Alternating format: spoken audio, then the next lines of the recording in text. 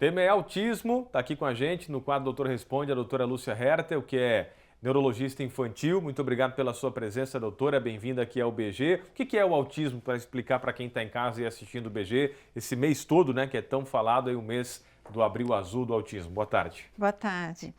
Bom, o autismo é um transtorno do desenvolvimento infantil, transtorno do neurodesenvolvimento, e tem critérios para você fazer esse diagnóstico, né? Então, a criança geralmente tem que ter dificuldade de interação e comunicação social, quer dizer, não pode ser só um atraso de fala, né? Tem uma dificuldade global de comunicação e alguns outros sintomas, comportamentos repetitivos, interesses restritos, movimentos estereotipados, aí tem uma série de outros sintomas que acompanham esse diagnóstico. Mas o principal é a dificuldade de comunicação e interação social. E tem graus de autismo? Tem 3 níveis, né? Tem o nível 1, nível 2, nível 3. Isso é de acordo com o nível de suporte que a criança precisa. O nível 3, o nível mais grave, a criança pode ser completamente não verbal, quer dizer, nem desenvolve a fala. O nível 1, a criança desenvolve a fala, consegue falar bem, mas não consegue falar dentro do contexto social, quer dizer, existe uma dificuldade de adequação ao contexto social, né?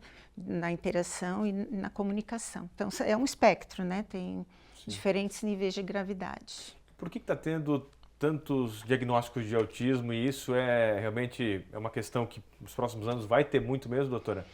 Na verdade, tem 2 aspectos, né? O autismo, né? Eu me formei há 36 anos, então o autismo ainda era pouco diagnosticado, né? Hoje, com as campanhas das AMAs, das associações de familiares e tudo mais, o autismo ficou muito mais evidente, quer dizer, hoje é difícil passar uma criança com autismo sem ser diagnosticada, né? Às vezes os autismos mais leves a gente tem um pouco mais de dificuldade.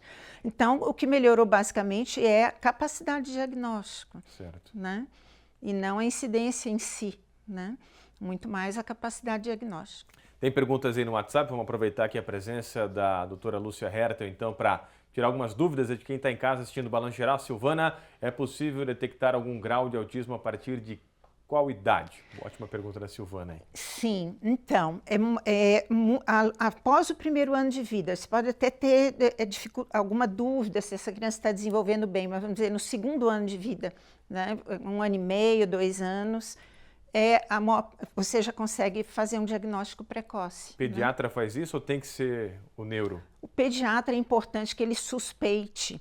Né? Então, hoje tem bastante, né? Os pediatras estão bastante preparados, pelo menos, para fazer a suspeita e depois encaminhar para um neurologista infantil. Mais uma pergunta, doutor responde. Vanessa, qual o principal sintoma?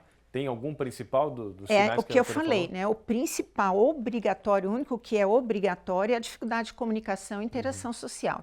Se a criança tem essa dificuldade, daí você tem um segundo grupo de sintomas que você precisa ter pelo menos 2. E aí são variáveis, tem seletividade alimentar, dificuldades sensoriais, né? Mas o que não pode ser feito é pegar o segundo grupo, que são sintomas que não são obrigatórios e podem existir na população isoladamente, e daí fazer o diagnóstico de trás para frente, quer dizer, tem que partir da dificuldade de comunicação e interação social. E o diagnóstico das pessoas com mais idade também, doutora? A senhora tem até adolescentes, né? Sim. Especificamente, mas o que a senhora deixa, né, para essas pessoas também que daqui a pouco, às vezes até tem dificuldades para aceitar esse diagnóstico lá na frente, né? Vamos dizer, os adultos, né, com diagnóstico tardio, geralmente são casos mais leves, que passaram despercebidos, né? O diagnóstico é mais difícil no adulto, né? E o que a gente vê, na minha experiência, às vezes eu estou atendendo uma criança e percebo algumas características no familiar, no pai ou na mãe, mas não é obrigatório ter casos na família. Não a maioria genético o autismo? É genético, mas também. Não necessariamente hereditário, não necessariamente tem que ter um portador na família. É mais comum, se existe um portador, você ter um segundo acometido. Mas a maioria do que a gente pega é caso isolado, quer dizer, não é obrigatório que tenha outro caso na família. Tem mais uma pergunta aí, dá tempo da doutora responder aqui, ó, a Vanessa, mais uma, né, Vanessa? Meu filho é superdotado, altas habilidades e foi dado a ele o laudo de autismo grau 1. Por que é autismo nesse caso? Então, aí tem que avaliar, porque é aquilo que eu falei, são sintomas não obrigatórios. Existe a superdotação fora do autismo, que é muito mais comum, inclusive, né? Você ter a criança com QI acima da média, né, com uma superdotação, não necessariamente ele é autista. Daí a gente tem que avaliar se é só um superdotado ou se é um superdotado dentro do autismo. Aí só avaliando a criança, mas tem que entender que pode não ser autismo, né? Aí caso a caso tem que avaliar. Doutora, muito obrigado pela vinda aqui, tá bom? Volte mais vezes, porque o autismo é uma coisa muito importante para a gente conversar e informar a nossa comunidade, tá bom? Bom trabalho, Obrigada. um abraço, até mais.